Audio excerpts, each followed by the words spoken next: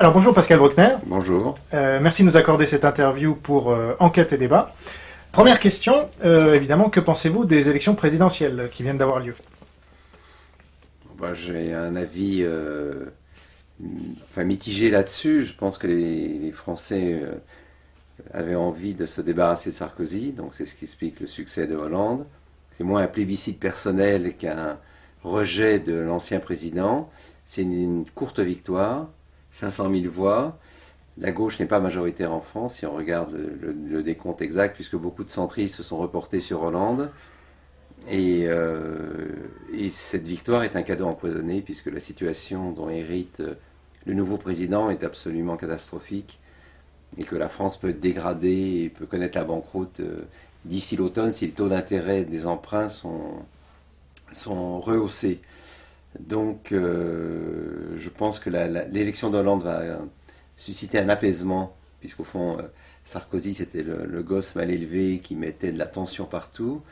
Mais à partir de ce moment-là, rien n'est gagné. Donc c'est une victoire très paradoxale. Et on est dans la merde. Je pense qu'il ne faut pas oublier ça. La France est dans une très mauvaise situation et nous sommes guettés par la Grèce, l'Italie, l'Espagne. Et donc si on ne fait pas des réformes importantes et très vite, celles que Sarkozy n'a malheureusement pas faites ou pas assez complètement, on risque vraiment d'être dans la situation d'Athènes d'ici 3 ou 4 ans. Bien, alors on se donne rendez-vous. On se donne rendez-vous, oui. Alors, on peut noter quand même que la gauche a quasiment tous les pouvoirs aujourd'hui en France, l'Élysée donc, mais aussi le Sénat, la plupart des régions, 21 sur 22, une grande partie des médias, je ne sais pas si on sera d'accord là-dessus, l'école, la magistrature, ce qu'on appelle les people généralement, qui soutiennent quand même majoritairement la gauche. Johnny. Ah, voilà, et encore, clavier, oui. Il ne soutient plus. Oui. Et puis les milieux artistiques, en général. Il ne lui manque plus que l'Assemblée nationale, et ça on le saura dans quelques semaines. Est-ce que vous pensez qu'on est encore en démocratie? Oui, parce que toutes ces conquêtes n'ont pas été faites de force. D'abord, la gauche a toujours été culturelle, hein. C'était un peu le deal gaulo-communiste de 1945. À vous les artistes et la morale, et à nous la conduite des affaires. Et alors ce compromis a explosé, mais le monde intellectuel et le monde des arts a toujours été plutôt à gauche. Et c'est vrai que Sarkozy avait réuni autour de lui des gens qui n'étaient pas peut-être parmi les plus représentatifs et les plus talentueux, des artistes, des chanteurs, des comédiens ou des écrivains ou des intellectuels. Donc solitude de la droite dans le domaine philosophico-culturel et foule à gauche. Mais effectivement, il reste l'Assemblée. Mais on se retrouvera à peu près dans la même situation qu'en 81, où la gauche dominait tout. C'est alternance, hein. La droite a dominé quand même massivement pendant 15 ou 16 ans. C'est le tour de la gauche. Dans le jeu électoral, c'est pas grave, parce qu'il y aura un renouvellement.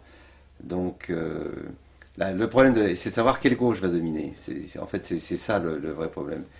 Est-ce que c'est l'ultra-gauche? Parce qu'il ne faut pas se faire d'illusions. Dès Hollande intronisé le 15 mai, ça va être une guerre impitoyable, non seulement entre les éléphants socialistes qui se haïssent copieusement, mais entre les troupes de Mélenchon et les troupes du PS.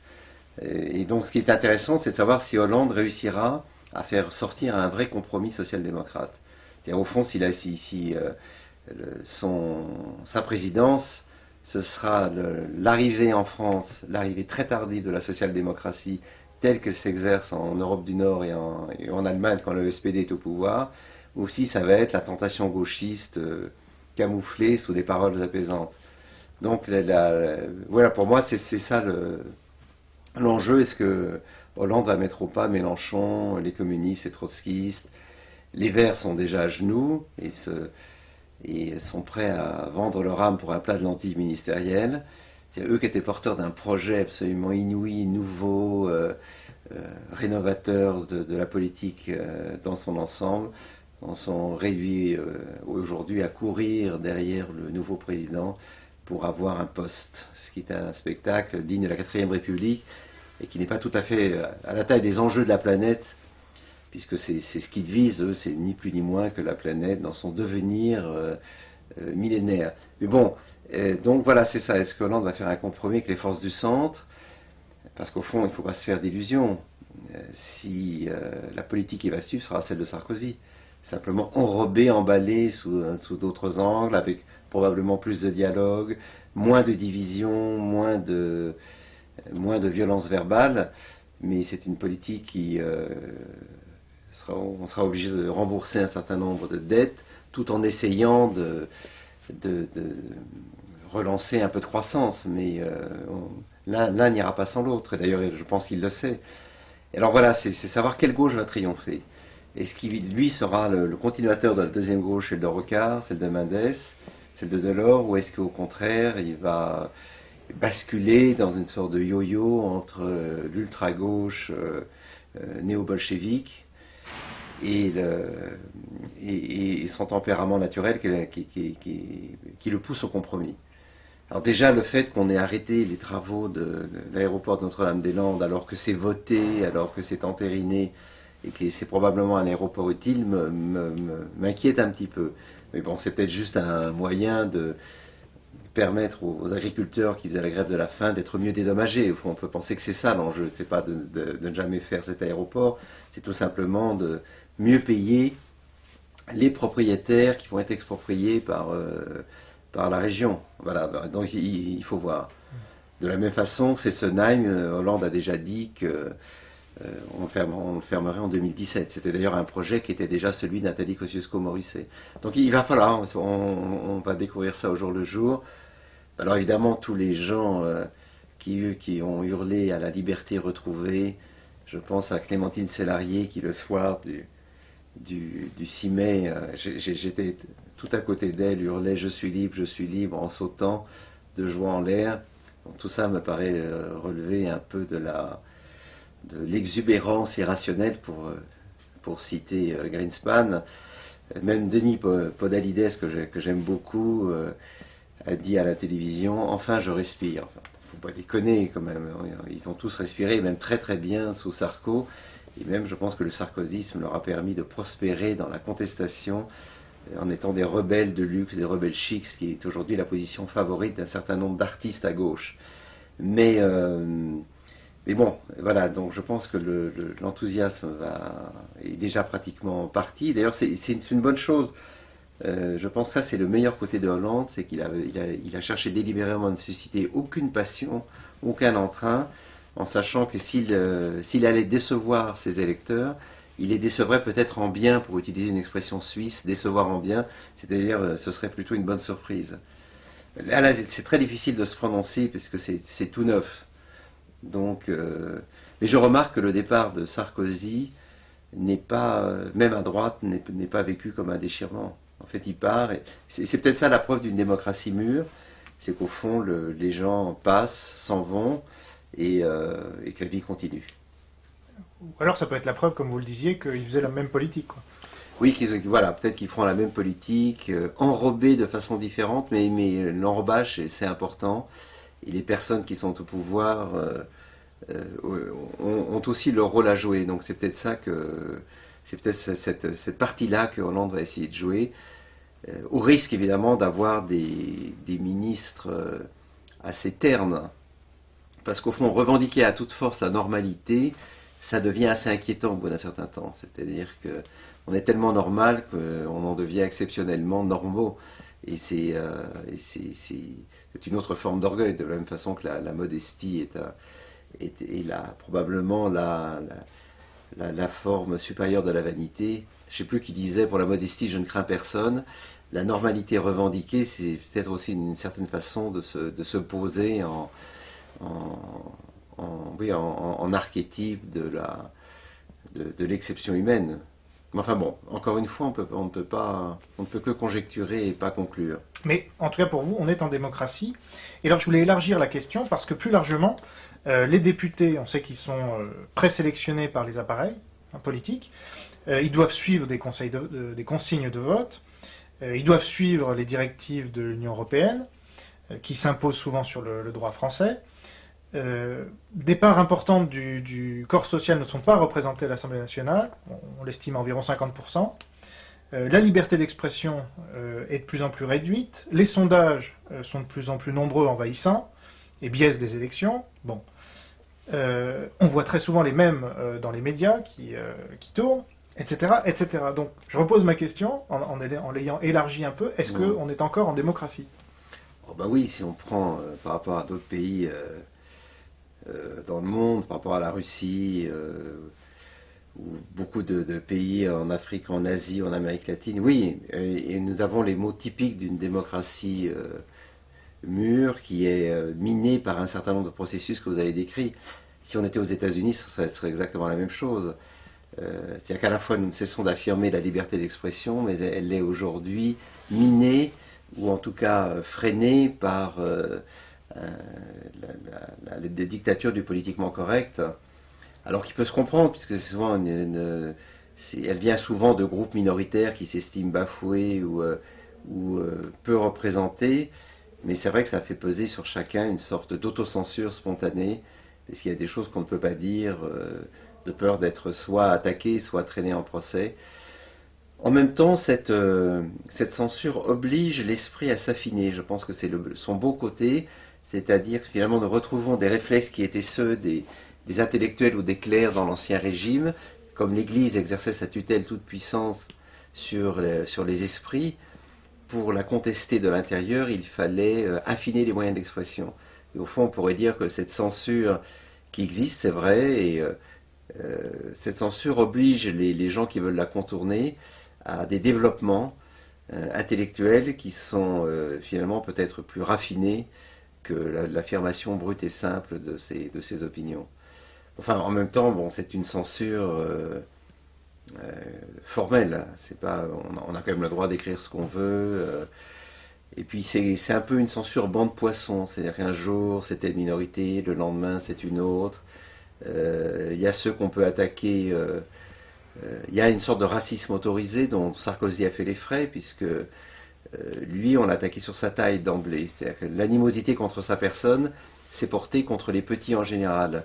Alors c'est le mot de Bedos, Napoléon, bon, c'est assez drôle, mais alors tout d'un coup, dans une France qui est confite dans un antiracisme de convenance, sur Sarkozy, on a le droit de tout dire. C'est-à-dire qu'il n'y avait plus de limites, et c'est vrai que les humoristes sont allés assez loin, mais justement, les humoristes, c'est une sorte, c'est peut-être le lieu. Alors là, je ne serais pas en accord avec mon ami Alain Finkielkraut. Le rire, c'est l'un des lieux où le politiquement correct n'existe pratiquement pas. Et que ce soit les Guignols ou d'autres, on y va assez lourdement et sans aucune limite contre tous les tabous de la société. Et donc, en ce sens, peut-être qu'on est dans une société de ricanement, mais c'est aussi chez ces professionnels comment on dit, des zygomatiques qu'on trouve parfois la capacité de se moquer de tout le monde. Parce qu'en fait, c'est ça, la démocratie, c'est aussi l'idée que tous les citoyens sont égaux en droit, mais ils sont tous égaux aussi devant la critique des autres. Or, avec le politiquement correct, il y a certaines catégories qui échappent à la critique, certaines catégories qui sont en quelque sorte hors normes, hors loi, dont on ne peut rien dire sous peine d'être immédiatement désigné à la main-dite comme étant le raciste, le fasciste. Donc, c'est vrai que ça oblige non seulement à nuancer ses propos, mais à les formuler de façon plus intelligente pour que cette loi d'égalité s'applique vraiment à tout le monde et pas simplement à la majorité. Donc vous ne diriez pas qu'on est en oligarchie, par exemple? Oui, mais la démocratie, c'est par excellence le règne des oligarchies tournantes. Au fond, ce qui compte, ça n'est pas grave qu'on soit dans une oligarchie. Il y aura toujours des élites pour diriger un pays. L'importance, et ça c'est peut-être le problème de la France, c'est qu'il faut que les oligarchies disparaissent. Il faut qu'il y ait une destruction créatrice des oligarchies.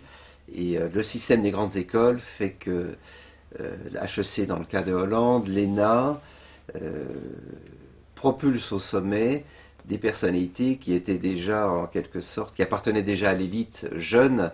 Et c'est vrai que ce que le processus électoral montre, c'est qu'au fond, il n'y a pas de renouvellement des élites. Contrairement aux États-Unis, où Obama a pu apparaître à un certain moment, il y a une cooptation au sommet. Et en tant que téléspectateurs, nous sommes un peu fatigués de voir toujours les mêmes têtes. C'est vrai qu'il y a peu de jeunes pousses qui explosent, qui apparaissent. Et je pense que ça, c'est le grand défaut du système français.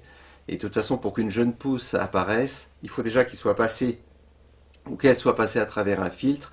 Et vous pouvez voir, vous pouvez dire déjà, dans les révoltes étudiantes, dans les révoltes lycéennes, dans les grèves, vous pouvez déjà désigner l'apparatchik, mâle ou femelle, qui sera un jour propulsé au sommet du PS, du PC, de la CGT. On sent déjà, il y a des graines d'apparatchik chez l'UMP. Ouais. Il y a des graines d'apparatchik chez des jeunes gens qui apparemment sont des rebelles révoltés contre l'ordre social.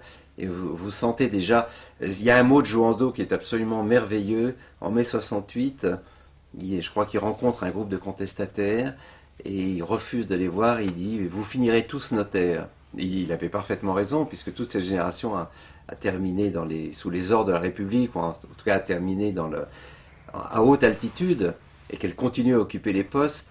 Donc la génération 68 a fini notable, mais on sent déjà les notables de 20 ans, hein, avec un peu de barbe, les jeunes filles en fleurs. Non, mais ceux qui laissent un peu pousser leur barbe pour avoir l'air dans une sorte de contestation de la société. Et enfin, je sais pas, peut-être parce que j'ai un certain âge, moi je sens déjà le notable de demain, celui qui prendra l'apparence du futur chef, du futur patron, du futur candidat. Et c'est vrai qu'il manque dans nos vieilles démocraties européennes, alors je ne sais pas comment c'est dans les autres pays, en Angleterre ou dans les pays scandinaves ou en Allemagne, mais il manque cette capacité d'une personnalité hors du commun de faire une trajectoire directe de l'anonymat à la célébrité pour, par exemple, se présenter aux présidentielles ou aux législatives. Mais le système partidaire français fait que vous n'êtes rien en dehors d'un parti. Et que donc il faut grimper les échelons petit à petit, monter. Et à moi qui ai été prof à Sciences Po pendant 15 ans, beaucoup de mes anciens étudiants sont devenus des gens connus. Et c'est toujours à l'intérieur d'un parti politique, à droite ou à gauche. Donc voilà, nous sommes des démocraties très imparfaites, mais cette imperfection vaut mieux que la façade impeccable d'une bonne vieille dictature, comme on en connaît encore pas mal dans le monde. Bien, alors, venons-en à un de vos thèmes de prédilection, la dénonciation de la repentance, depuis le sanglot de l'homme blanc.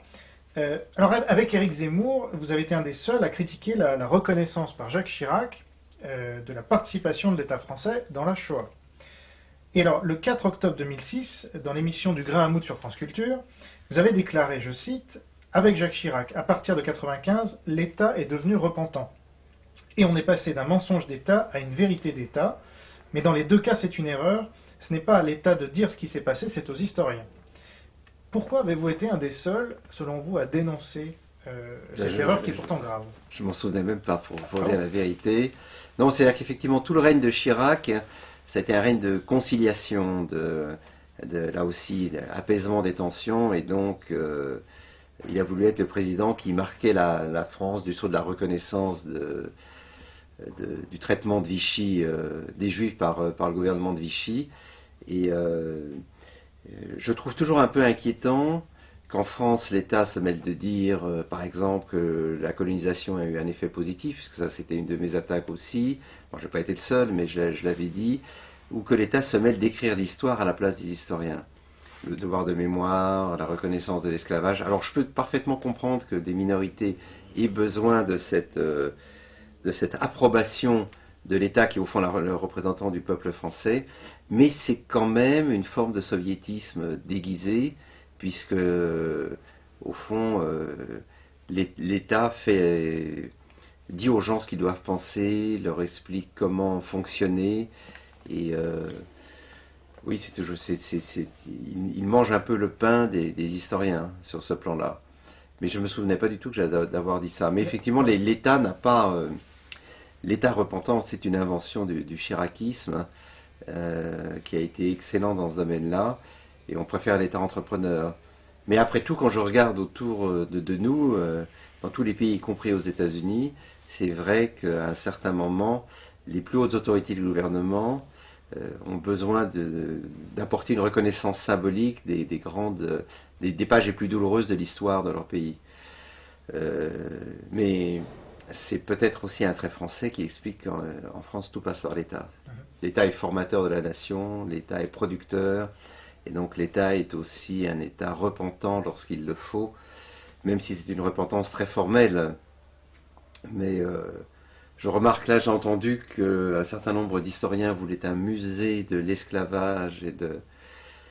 J'entendais hier Françoise Vergès parler de ça sur France Culture. Alors pour l'instant, je n'ai pas d'opinion, mais, mais on se demande toujours à quoi ça va servir, à part à donner du travail et du grain à moudre à un certain nombre d'historiens qui ont besoin de crédit pour leurs travaux.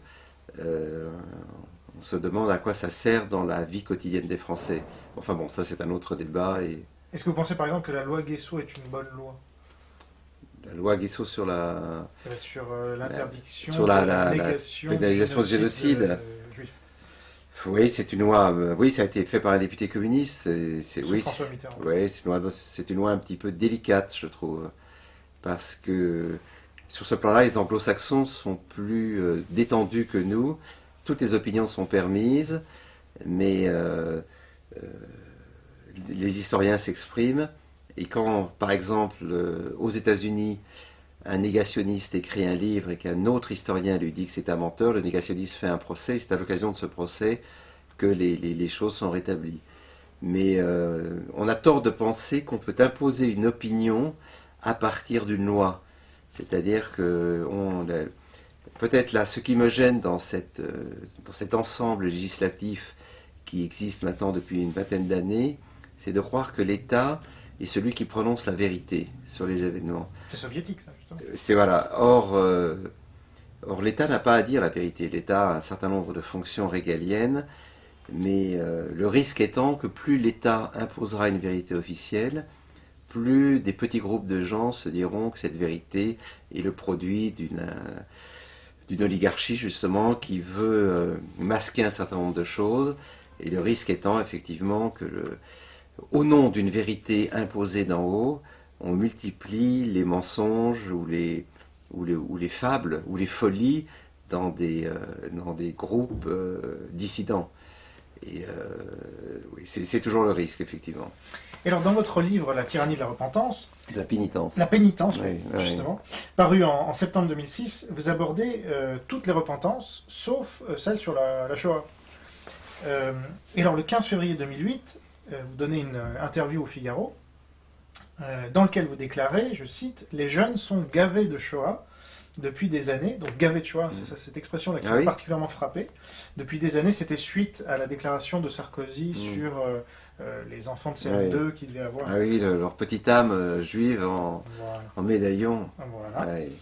Et alors, vous disiez... Il nous en a fait de belles aussi, celui-là.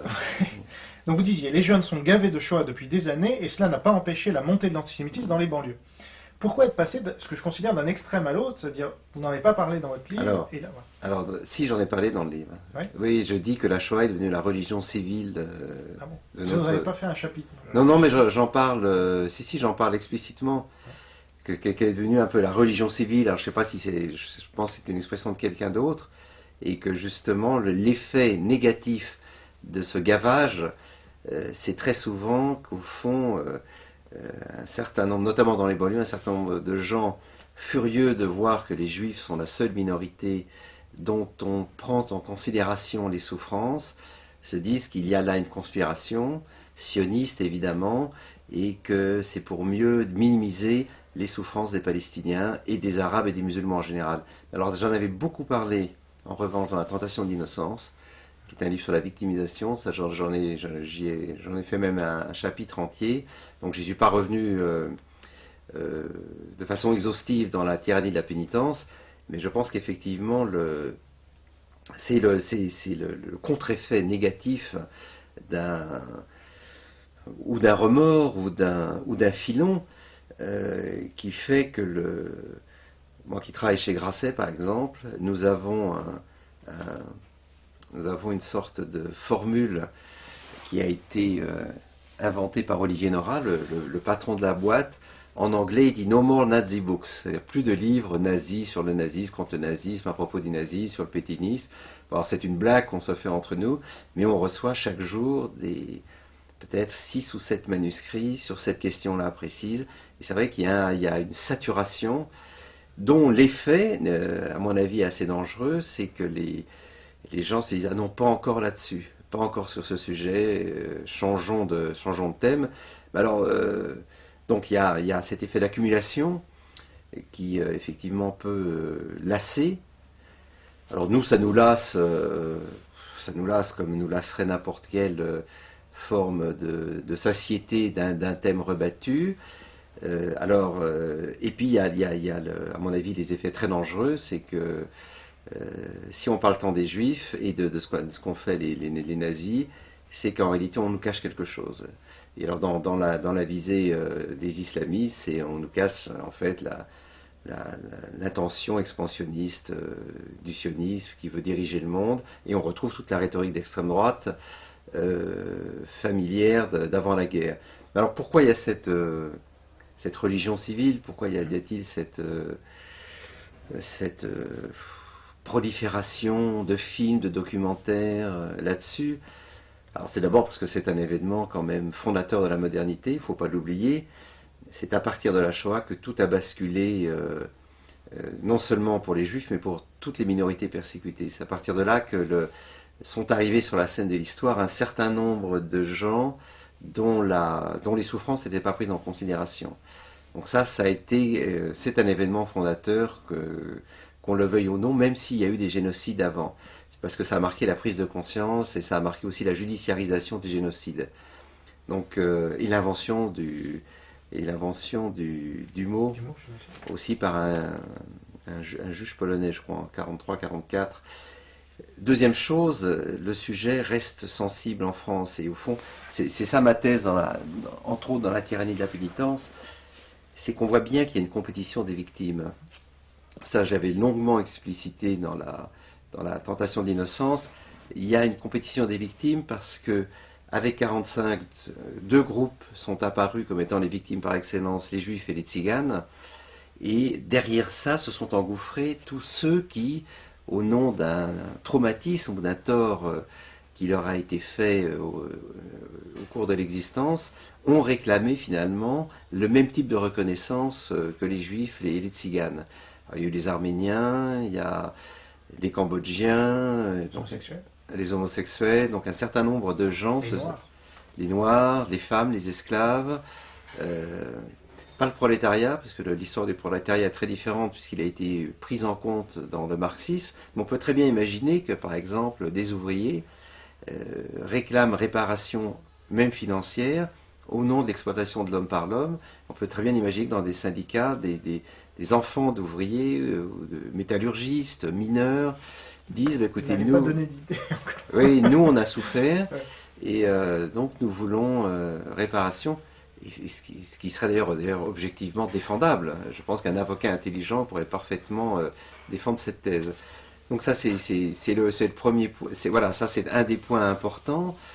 Donc il y a cette concurrence extrêmement vive qui peut parfois dégénérer d'ailleurs en antisémitisme ou en haine des juifs, et les Palestiniens eux-mêmes ont repris avec la Nakba, la catastrophe, toute la rhétorique de la Shoah, et expliquent qu'ils sont eux les nouveaux juifs de l'histoire. Et d'ailleurs toute la dénonciation du sionisme se fait sur cette équation: les nouveaux juifs ce sont les musulmans. Et le terme islamophobie, qui est un terme qui me paraît malvenu et impropre, le terme islamophobie veut mettre en quelque sorte une équivalence entre la judéophobie et l'islam, et donc toute critique de l'islam était immédiatement dénoncée comme un racisme et non pas du tout comme étant une critique normale dont d'ailleurs nous faisons largement usage vis-à-vis du christianisme, vis-à-vis du judaïsme, vis-à-vis du bouddhisme, vis-à-vis de l'hindouisme, parce qu'au fond les religions ne sont que des systèmes de croyances et donc des systèmes d'opinion auxquels on peut adhérer ou non. La liberté de croyance est intacte, et donc attaquer les croyances est un crime, mais remettre en cause les croyances, c'est la liberté de chacun dans une société en principe libérale. Mais donc, qu'on soit bien d'accord, on a le droit d'être islamophobe, c'est-à-dire d'avoir peur de l'islam, c'est pas encore interdit. Ah ben, on a le droit d'avoir peur de tout ce qu'on veut, mais encore une fois, l'islam est une religion universelle, donc ça n'est pas une race, hein. Donc on a parfaitement le droit de remettre en question ces dogmes, ou de penser que cette religion a besoin d'être réformée, comme le christianisme. On a parfaitement le droit de détester le christianisme et de penser que c'est une religion absurde, et donc de la contester. Et pareil avec tous les grands systèmes religieux. Encore une fois, il faut bien distinguer la critique intellectuelle, qui elle doit être libre, de la persécution religieuse, qui elle est insupportable. Et quand on attaque des musulmans qui vont à la mosquée, comme ça s'est passé il y a quelques jours, je ne sais pas où, c'est un crime, c'est une absurdité, c'est une folie. En revanche, quand des gens comme Caroline Fourest ou beaucoup d'autres critiquent, ou Michel Onfray critique, ou moi-même critique tel ou tel point d'islam et dit cette religion a besoin de faire son Vatican II, hein, à l'exemple de ce qu'a fait le catholicisme, le mot islamophobie n'a strictement aucun sens sur ce plan-là. Et d'ailleurs, ce mot a été inventé par les mollahs et les ayatollahs à la fin des années 70 pour interdire toute espèce de critique de la révolution iranienne et pour, en quelque sorte, assimiler l'anticléricalisme, qui est, encore une fois, une attitude tout à fait légitime, à une forme de racisme, et donc empêcher que soit formulé à l'égard de la religion du prophète le moindre examen. Et évidemment, ce concept d'islamophobie s'adresse à nous, non-musulmans, mais d'abord aux musulmans eux-mêmes, pour étouffer toute contestation et empêcher toute espèce d'intellectuel musulman de formuler à l'égard de ses propres origines une critique qui pourrait entraîner le reste de la communauté dans une remise en cause globale de la lecture du Coran et donc une nouvelle exégèse coranique qui serait probablement plus légère, plus compatible avec la vie moderne. Mais cette lutte, elle se passe aujourd'hui dans tous les pays, notamment du Maghreb, entre les laïcs et les barbus. Et donc, de cette lutte dépendra une issue plus libérale, plus heureuse, ou au contraire une issue effrayante et à laquelle nous préférons ne pas penser. Mais alors là, je reviens à ce que vous disiez tout à l'heure, le poids de la Shoah. Pourquoi est-ce qu'en France ça a une importance particulière, beaucoup plus qu'en Angleterre par exemple? Les Anglais sont là-dessus beaucoup plus détendus que nous. C'est très simple, les Anglais n'ont pas été envahis, ils ont participé à la destruction du nazisme, ils ont été le fer de lance de la résistance à Hitler pendant 2 ans. Nous avons été défaits, donc la France a ressenti cette défaite comme une humiliation personnelle. Après 2 guerres, une perdue, une à moitié gagnée, celle de 14, une défaite cinglante, et donc ça reste la période de 40-44 reste une croix que portent toutes les générations, y compris les jeunes, puisqu'au fond, regardez toutes les manifestations dans la rue, le paradigme se fait immédiatement sur la césure résistant Collabo. Alors, appliquer cette grille de lecture au sarkozysme, c'est quand même totalement déconnant. Ce qu'avait fait Badiou, donc, vous faites référence. Badiou et tellement d'autres, oui, évidemment, mais surtout venant de Badiou, c'est quand même assez cocasse, qui a traité Sarkozy de rat, qui est par excellence la métaphore fasciste utilisée vis-à-vis des Juifs avant la guerre. Enfin bon, bref, ça c'est autre chose. Mais cette blessure collective de la nation française, que De Gaulle avait essayé d'effacer de façon très intelligente, mais aussi au prix d'occulter quand même la collaboration d'un certain nombre de gens avec les forces occupantes. Moi j'ai grandi là-dedans, avec ce traumatisme, et il se perpétue de génération en génération. Et spontanément, dans tous les débats politiques, nous adoptons une seule grille de lecture, justement, c'est celle de la collaboration, ou celle de la résistance. Et tant que la France portera cette souffrance historique, on ne sortira pas de la Shoah et on ne sortira pas de la geste héroïque, mais quand même très restreinte de la résistance. Il suffit de voir par exemple les funérailles d'Aubrac, et là aussi les commentaires qui ont fusé. Il suffit de voir le succès d'Indignez-vous de Stéphane Hessel.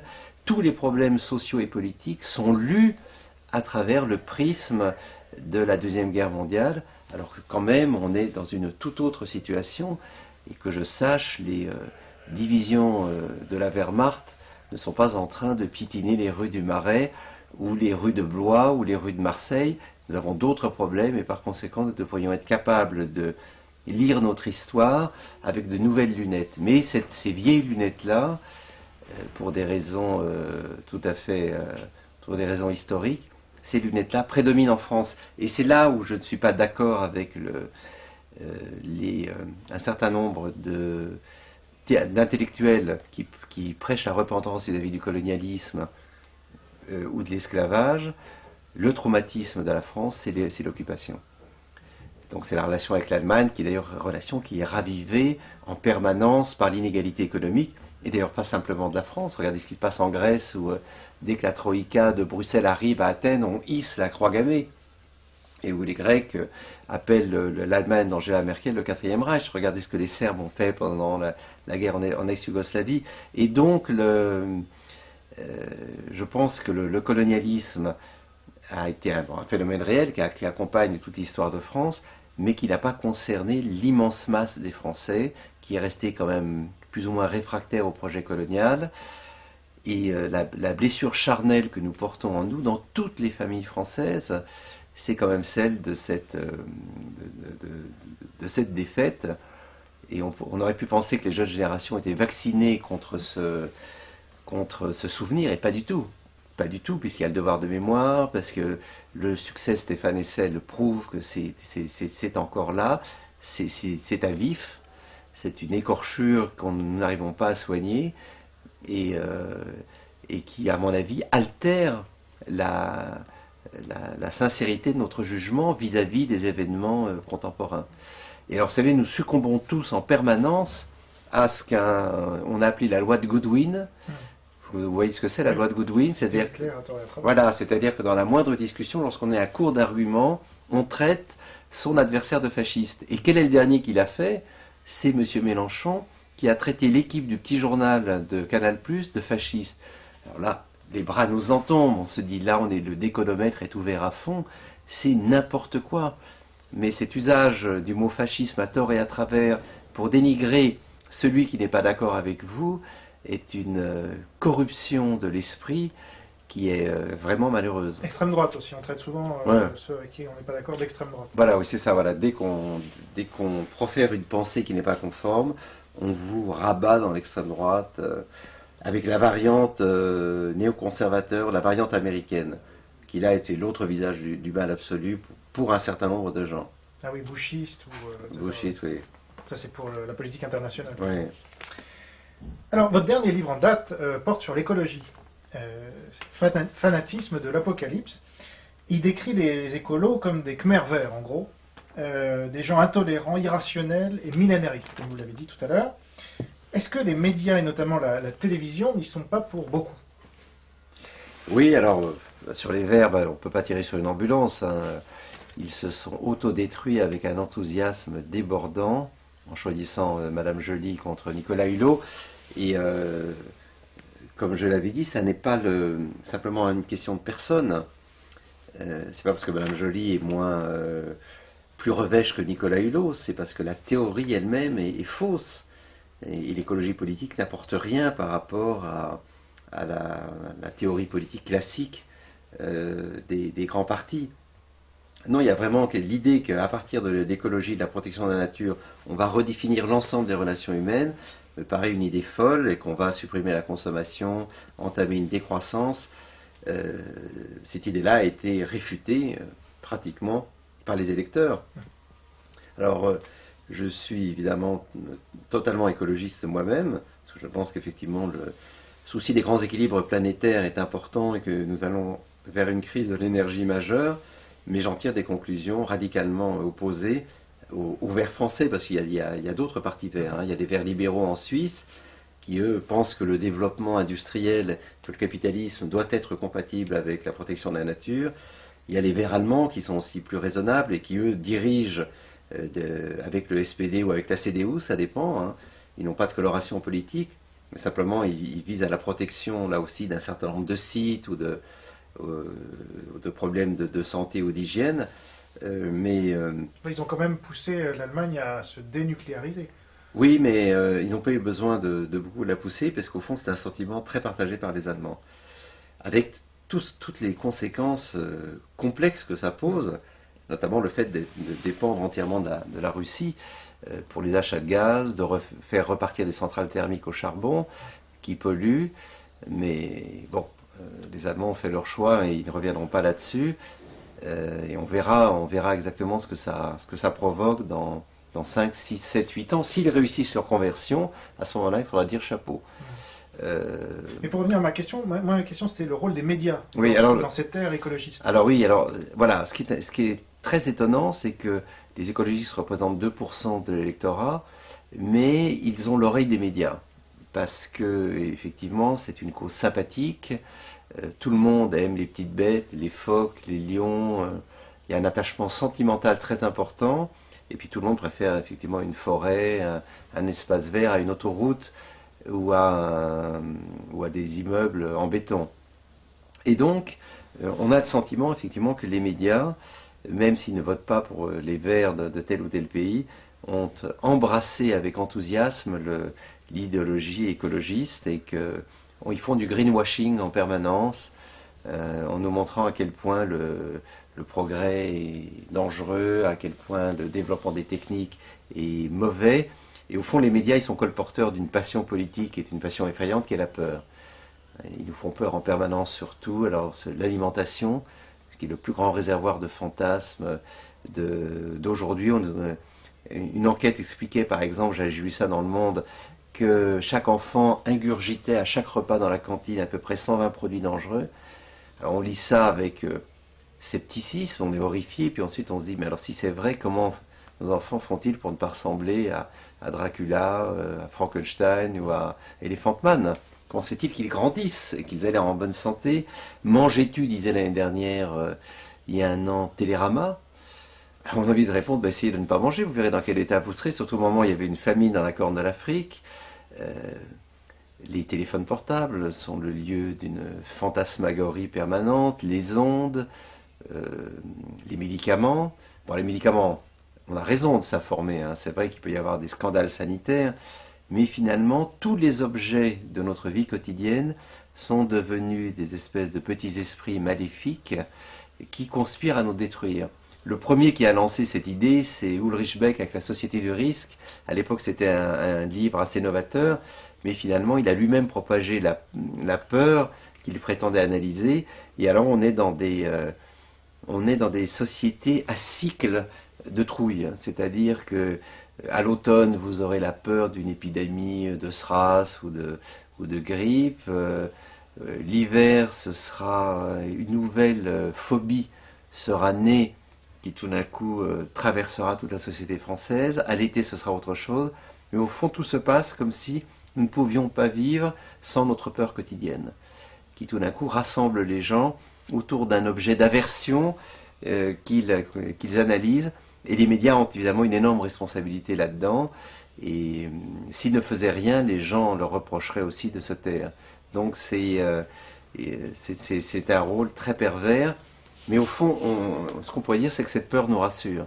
C'est-à-dire, au fond, pendant qu'on a la trouille de savoir si nos aliments ne sont pas empoisonnés, si la mer n'est pas polluée, si l'air que nous respirons n'est pas saturé de particules dangereuses, nous ne pensons pas à d'autres peurs, peut-être plus simples. Et au fond, cette peur permanente exorcise probablement d'autres fantasmes ou d'autres appréhensions.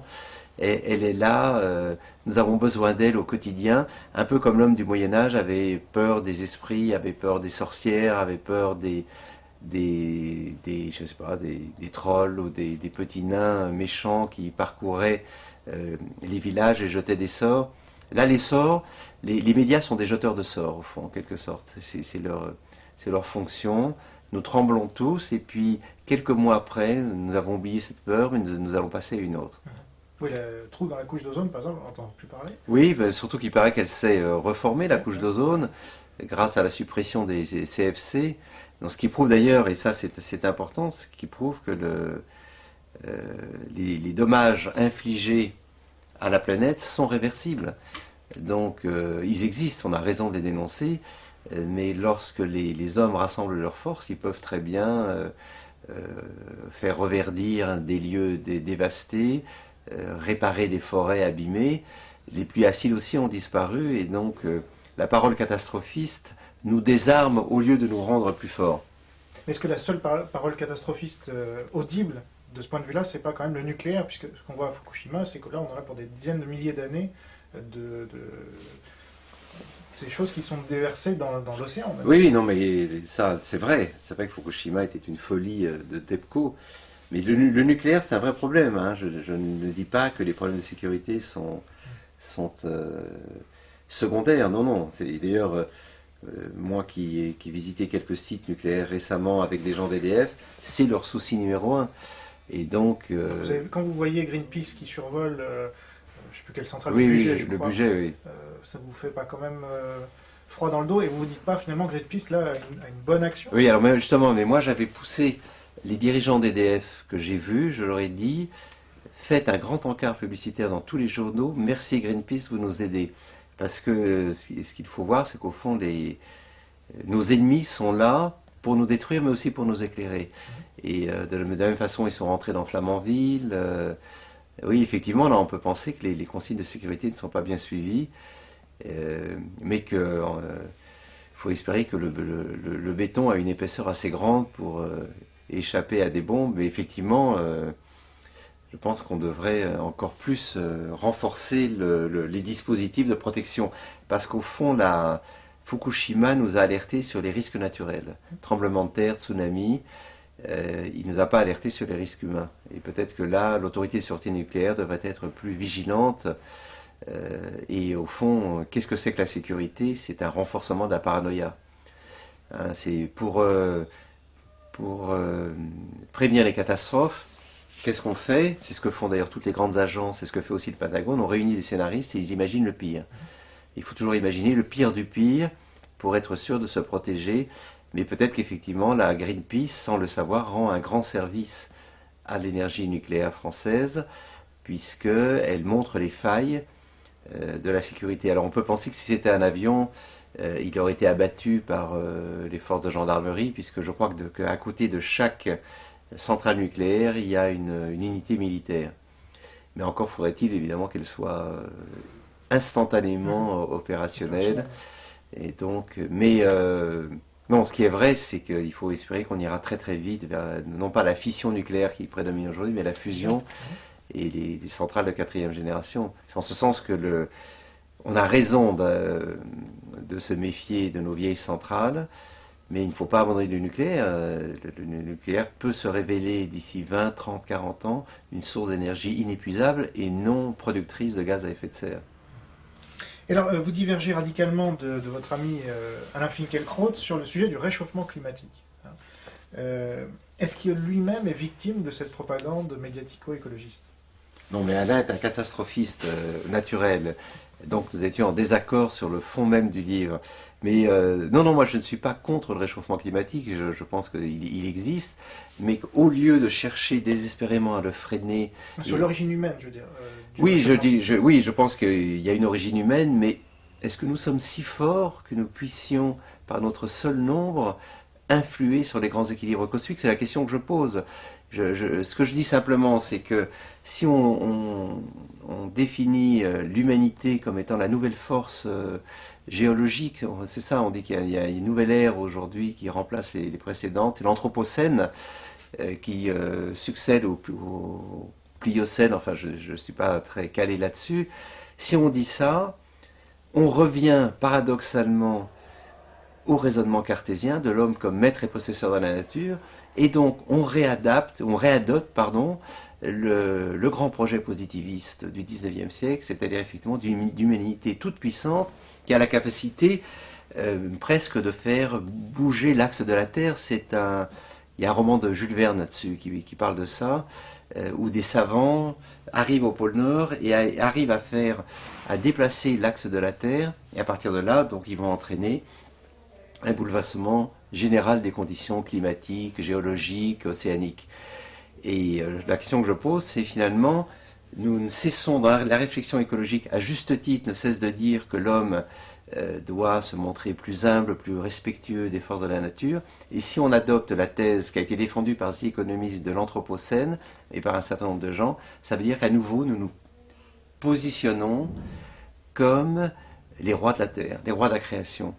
Et on oublie que dans la phrase de Descartes, nous devons être comme maîtres et possesseurs de la nature. Il y a comme Et c'est quoi ce comme? Eh bien, c'est tout simplement le petit adverbe d'un chrétien qui pense que nous sommes des créatures et non pas des créateurs, et que donc nous sommes toujours sous la tutelle d'un Dieu tout-puissant, mais que nous avons une délégation, grâce à Dieu, de pouvoir, mais que ce pouvoir ultime, il reste au Créateur, au Seigneur tout-puissant. Et donc voilà, je fais cette simple objection, est-ce que finalement, les gars, vous ne vous prenez pas, c'est pas la grenouille qui se prend pour un bœuf. Et la deuxième chose aussi sur le réchauffement climatique, moi je ne suis pas comme Allègre, si tout le monde me dit qu'il y a un réchauffement climatique, je l'accepte, je vois bien que les glaciers fondent en montagne, puisque j'adore la montagne et que je remarque que tous les glaciers reculent, mais je dis, pourquoi ne pas acter du réchauffement climatique plutôt que d'essayer de le freiner? Faisons comme s'il existait partout et prenons d'emblée les mesures nécessaires qui s'imposent. Alors il suffit de voir des îles comme les Maldives. Adoptons un peu le modèle hollandais, puisque les Hollandais vivent au-dessous des niveaux de la mer depuis des siècles, et faisons en sorte que nos sociétés se protègent sur l'élévation éventuelle du niveau de la mer. Voyons ce que font des îles comme les Maldives, qui construisent des digues flottantes, des ports flottants. Les Hollandais viennent d'inventer les maisons flottantes sur les fleuves. Voilà. Mettons-nous d'emblée intellectuellement dans la position d'un réchauffement climatique qui est en cours et agissons en conséquence. Mais là où évidemment je suis en total désaccord avec les décroissants, c'est qu'ils nous disent qu'il faut absolument que la Chine, l'Inde, le Brésil restent en dessous du niveau du développement, parce que sinon c'est la catastrophe. Non, c'est ce qui permettra de lutter contre les effets éventuellement dévastateurs du réchauffement climatique, c'est le développement. C'est le développement, il faut que tous ces pays pauvres sortent de la misère et se mettent immédiatement en état de résister à tous les aléas climatiques et autres que va entraîner leur croissance. Donc il faut faire le raisonnement inverse. Il faut véritablement que tous ces pays s'industrialisent à grande vitesse. Et c'est pour ça que je salue, moi, avec admiration, la Chine, l'Inde, le Brésil, l'Afrique du Sud, la Colombie, tous ces pays qui, tout d'un coup, sans écouter les bons maîtres européens, ont décidé de mettre le turbo et de sortir leur masse de la misère, de la faim, du sous-développement. Et d'ailleurs, remarquons qu'un pays comme la Chine, bon, évidemment, politiquement, c'est pas vraiment ma tasse de thé, est numéro un des capteurs solaires. Ils viennent de détrôner les Allemands parce qu'ils ont compris qu'il fallait marcher sur les deux jambes, le développement, la croissance, et de l'autre, les remèdes à cette croissance. Alors, on parlait des médias. J'ai fait un petit décompte avant de venir, parce que j'ai accès à la base de l'INA, et j'ai trouvé 150 passages à la télévision française publique depuis 1977, qui était votre premier passage. Et vous avez écrit 24 livres, si j'ai bien compté. Alors, je ne sais pas si vous connaissez René Pommier. Oui, ça dit quelque chose. Qui est un ancien de l'École normale supérieure. Alors lui, il a écrit 3 livres de moins que vous, mais il n'est jamais passé à la télévision publique française, malgré ses demandes répétées. Ce n'est pas un refus de sa part. Il est loin d'être le seul à passer peu ou pas du tout, bien qu'ayant écrit de nombreux livres. Est-ce que vous considérez... C'est un spécialiste du XVIIIe siècle. Alors il a écrit sur beaucoup de choses, mais notamment sur René Girard, sur Roland Barthes. C'était plutôt un littéraire. C'est plutôt un littéraire, parce qu'il est toujours vivant. Et je vais l'interviewer dans quelques semaines. D'accord. Est-ce que vous considérez qu'il y a une inégalité médiatique dans ce pays, ou bien considérez-vous... est-ce que vous considérez que c'est normal qu'il y ait des gens qui soient beaucoup invités dans les médias, d'autres quasiment jamais, ou alors est-ce qu'il faudrait remédier à cela par une régulation quelconque? Ah oui, c'est une bonne question. Alors, qu'est-ce que c'est que les médias? C'est un estomac qui a toujours faim. Les médias, c'est une bouche d'une voracité extrême qui a besoin de caser toutes les heures de son flux continu. Il faut qu'il y ait toujours quelqu'un. C'est un extrait, une extraction permanente de commentaires sur l'actualité. Alors j'ai la chance ou la malchance, je ne sais pas, d'appartenir à une génération qui est née avec cette inflation médiatique. D'emblée, ça a commencé quand j'avais 20 ans ou 22 ans. Je crois que c'est avec Alain Finkielkraut que je suis passé pour la première fois à la télévision. C'était d'ailleurs épouvantable parce que j'étais mort de trouille. Mais une fois le pli pris, les chaînes de télévision, de radio, ce qu'elles veulent, elles, c'est des clients. C'est des bons Un clients. bon client. C'est-à-dire qu'il faut quelqu'un qui soit capable de parler de tout et de rien, d'improviser, éventuellement d'être drôle s'il y arrive, mais de donner un point de vue avisé sur le sujet du jour. Et donc, c'est vrai qu'à partir du moment où on y est, on y reste. Et c'est tout à fait injuste parce qu'il faut renouveler les... Là, c'est le même principe que l'oligarchie dont je parlais tout à l'heure. Il y a une oligarchie médiatique et une oligarchie des interviewés. Et encore, moi, je refuse toutes les semaines une télévision. Ah oui? Ou une radio, toutes les semaines. Ouais. Et il y a un moment, on m'interrogeait, mais surtout la vache folle, l'euro, le dollar, la fonte de la banquise, la sexualité, l'orgasme. Parce que vous avez écrit sur tous ces thèmes. Oui, c'était non-stop, non-stop. Ouais. Donc il faut savoir dire non et ne dire oui qu'à des choses un peu prestigieuses. Et il y a un véritable enjeu, mais sinon c'est sans arrêt. C'est-à-dire on vit dans une société inflationniste et donc tout le monde veut effectivement attirer les quelques personnalités encore vivantes. Et c'est vrai qu'on n'est pas très nombreux, hein, on n'est pas très nombreux.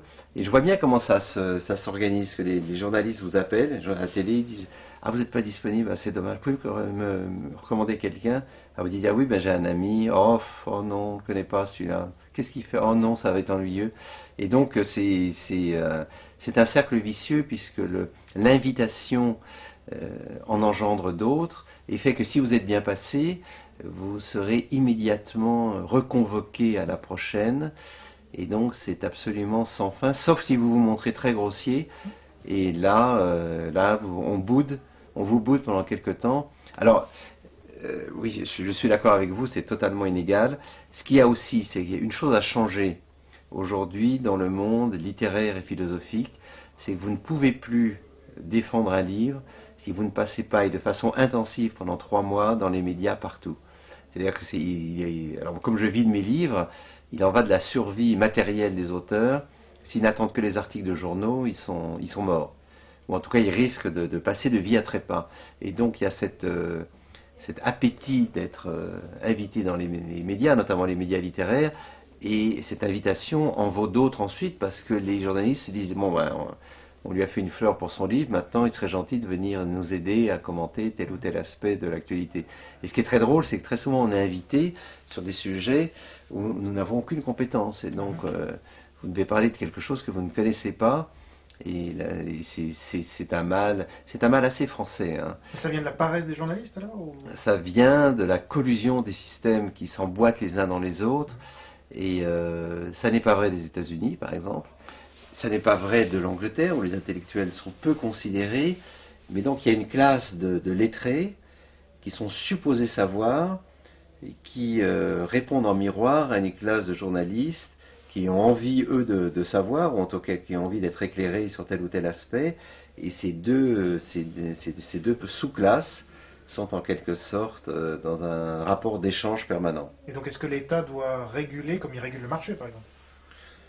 Oui, mais là, je ne sais pas qui pourrait réguler ça, ce serait aux médias eux-mêmes de faire leurs Ah, mais ils réformes. ne le font pas. Ils ne le font pas, non. Non.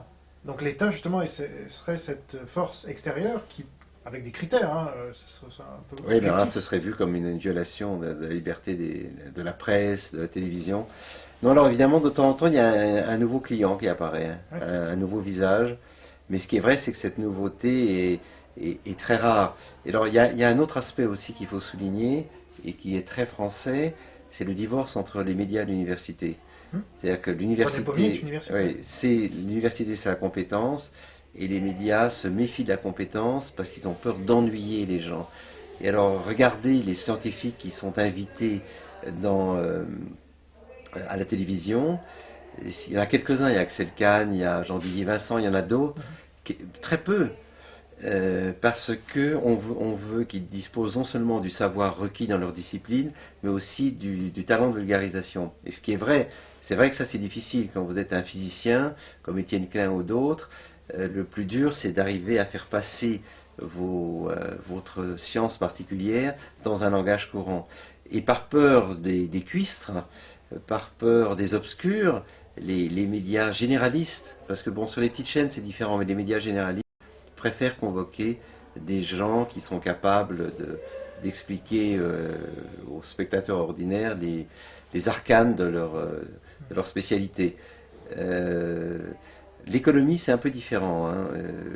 L'économie, comme ça nous concerne tous, comme il touche au portefeuille, c'est vrai qu'il y a quand même un éventail d'économistes beaucoup plus large. Mais globalement, c'est vrai que dans le domaine littéraire et philosophique, à part France Culture, les gens sont très très peu conviés à la grande fête de l'intelligence. Et c'est dommage, c'est vrai que c'est dommage. Ou alors tard le soir. Tard le soir, voilà. Parce que on parlait d'écologie, il y a aussi une écologie des idées, Oui. et donc une pluralité. Et s'il s'agit de médias publics, c'est donc qu'ils sont financés par nous tous. Donc on a le droit à ce que nos idées, qu'on les partage pas d'ailleurs, soient représentées Oui, bien dans sûr. l'espace public. Non, bien sûr, il y a un vent dominant qui souffle. C'est sûr que Voilà. Parce que après on rentre dans la critique des médias. C'est une de mes dernières questions. Oui, c'est un des débats les plus oui, il est sensibles. tard, là, oui. Oui. Oui. Alors on va faire rapidement. Oui. La critique des médias est un des débats les plus sensibles car en critiquant les médias, on prend le risque de ne plus être invité. Vous l'avez un peu abordé. Or, les médias sont devenus pour certains le premier pouvoir. C'était par exemple le nom de l'émission de votre amie Elisabeth Lévy sur France Culture, avant qu'elle n'en soit remerciée peu de temps après avoir lancé cette émission, car elle dérangeait apparemment un peu trop. Est-ce que vous avez déjà réfléchi à cette question de la critique des médias, et pourquoi est-ce que vous en parlez si peu? Oui, si je l'ai évoqué ici ou là, mais en fait, les médias adorent qu'on les critique. Ce qui les désolerait, c'est qu'on n'en parle jamais. Donc ils ont besoin qu'on se moque d'eux, même qu'on les prenne à partie. C'est ce qu'avait fait Bourdieu, ce qu'avait fait Régis Debray, je pense, parce que du coup, ça leur redonne une sorte de petite allure fragile, et les attaquer, c'est toujours plus ou moins les renforcer. Mais effectivement, le grand problème des médias, c'est qu'ils ne font pas toujours la part belle au pluralisme. Ou alors ils font la part belle aux extrémistes, ce qui est très différent, c'est-à-dire qu'on invite l'extrême droite et l'extrême gauche, puis on les laisse s'affronter comme des vipères dans un bocal. Mais c'est vrai que nous avons soif, en regardant la télévision, en écoutant la radio, d'opinions un peu divergentes. Alors là, de temps en temps, elles s'expriment quand même. C'est quand même plus à la radio, parce qu'il y a énormément de chaînes de radio qu'à la télévision. Mais oui, mais critiquer les médias, au fond, c'est... Les médias sont eux-mêmes une sorte de grand animal narcissique qui se regarde dans le miroir et qui se moque de lui-même. Mais toute critique des médias ne peut à terme que leur faire du bien et les renforcer. Alors, avant-dernière question, que pensez-vous de la polémique lancée par Régis Geoffrey sur le plateau de Ce soir ou jamais, sur la transparence des rémunérations des personnalités s'exprimant régulièrement sur les plateaux de télévision? Je sais pas si vous avez il a dit entendu ça, oui. Ouais. En gros, il dit que la plupart de ceux qui sont régulièrement invités à la télévision gagnent au minimum 5 000 euros par mois, voire 10 000 euros en moyenne, et qu'il faudrait qu'ils le disent publiquement pour qu'on sache d'où les gens parlent. Est-ce que vous seriez prêt à dévoiler votre salaire ou pas? Oh, oui, ça oui, moi j'ai déjà fait à Libération. Ouais. Mais j'ai pas de salaire, moi. Je suis... Enfin, vos revenus, quoi. J'ai un salaire de base, et à partir de là, mes revenus dépendent entièrement de la vente de mes livres. C'est ça. Mais est-ce que vous trouvez que le principe serait sain? Alors, c'est sain à condition qu'il soit universel. C'est-à-dire qu'on sache combien gagne la présentatrice ou le présentateur, L'homme politique, le président. Ça, on va le savoir bientôt, puisque son Ouais. salaire va être réduit de 30%. Oui, cela dit, c'est pas ça qui va donner plus de talent aux intervenants, hein. Mais on sait d'où parlent les gens. Globalement, on le sait, mais ce serait... Oui, pourquoi pas, hein. Et combien gagne Régis Geoffrey aussi? Ah oui, il faut qu'il le dise. Oui, lui-même. il faut qu'il le dise Il l'a pas lui-même. encore dit, mais... Oui, Donc, oui, oui, ouais. pourquoi pas. Évidemment, avec toujours le risque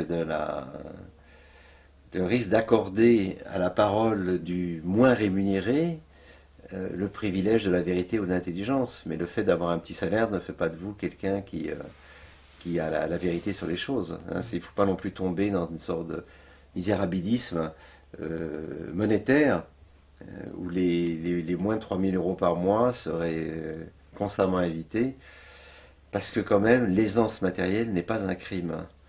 Pas encore. Moi, j'aime l'argent et je me bats pour en avoir, surtout, bon, là maintenant, je suis plutôt jeune, et le vrai problème de l'argent, ça n'est pas son existence, c'est sa mauvaise répartition.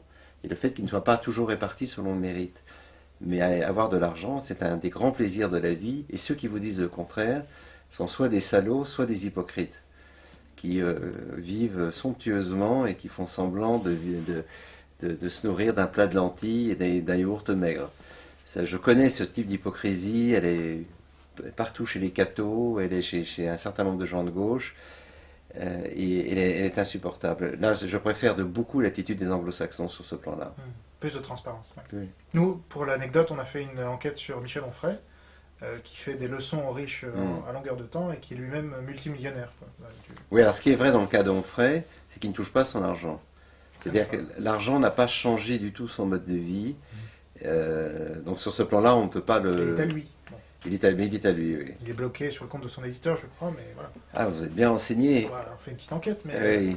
Mais effectivement, alors à ce moment-là, si on ne se sert pas de son argent, autant le donner à des gens qui en ont besoin. Voilà, il y a des associations, qui ne des travaillent ONG. pas justement à être redistribués. Oui, c'est ça, oui.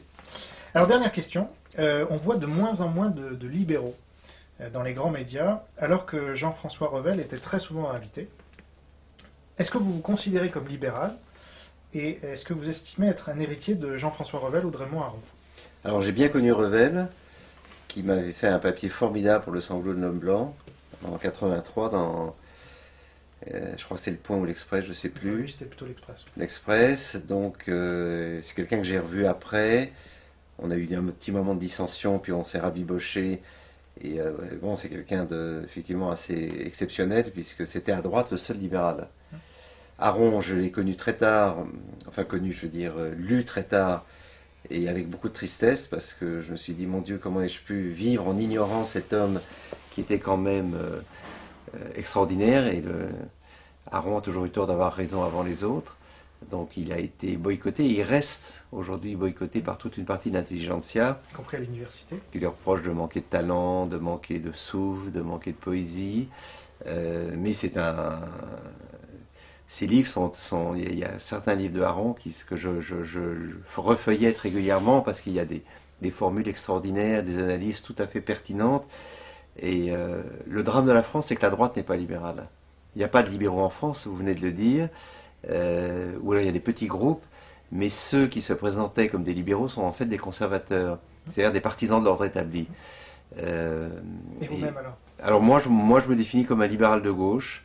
Ah oui. Oui, parce que d'abord libéral, parce que je défends les droits de l'individu contre l'emprise des systèmes et des gouvernements. Et puis il y a une certaine souci de l'équité et du mérite de chacun. Mais effectivement, je pense que le libéralisme pourrait à terme peut-être plus gagner à gauche qu'à droite. Je pense que quelqu'un comme Manuel Valls est un libéral de gauche. Et que c'est une école qui n'est pas du tout valorisée en France, alors qu'on a eu Tocqueville, on a eu Benjamin Constant, probablement parce qu'elle heurte les deux grandes traditions françaises qui sont empreintes de jacobinisme, la tradition de gauche, rehaussée par le communisme, et la tradition de droite, le gaullisme, et que les libéraux sont a priori vus comme soit des ennemis de l'État. Or, il faut rappeler que c'est l'État qui a été cofondateur de la France depuis 1000 ans.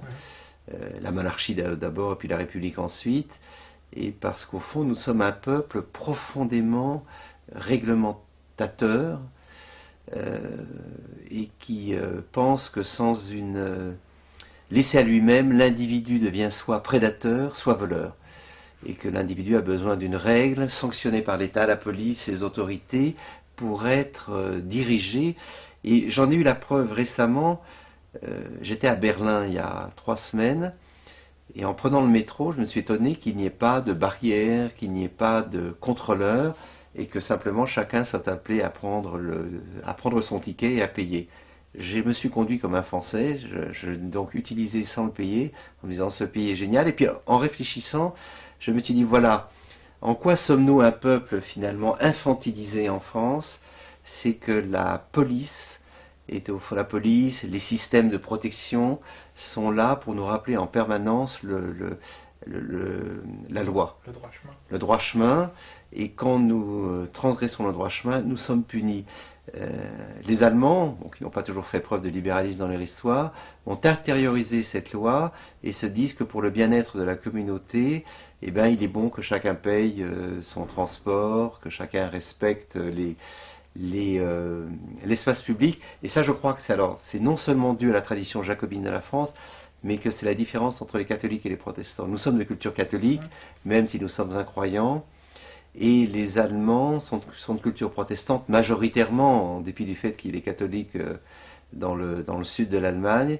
Et le protestantisme, c'est aussi le respect du bien commun. Regardez le spectacle de nos rues, les crottes de chiens partout, les débris. Pourquoi ? Parce que pour nous, la vie privée, c'est le lieu de la propreté, c'est le lieu de la liberté. L'espace commun, c'est celui, finalement, où nous ne respectons rien, puisque les éboueurs, la mairie de Paris, les pouvoirs publics vont en prendre soin. Alors ça, c'est probablement un des bienfaits de l'écologie, c'est de nous expliquer que l'espace public, c'est aussi la prolongation de notre espace privé, que respecter les sentiers de randonnée, l'été, ne pas jeter ses papiers partout, ne pas faire crotter son chien sur les trottoirs au risque de glisser dedans après, c'est une certaine manière aussi de considérer que la société tout entière est notre propriété, mais aussi notre responsabilité. Et sur ce plan-là, je pense que c'est un message tout à fait positif. Mais le faible attrait du libéralisme en France vient sans doute d'une méfiance que nous accordons à la liberté individuelle.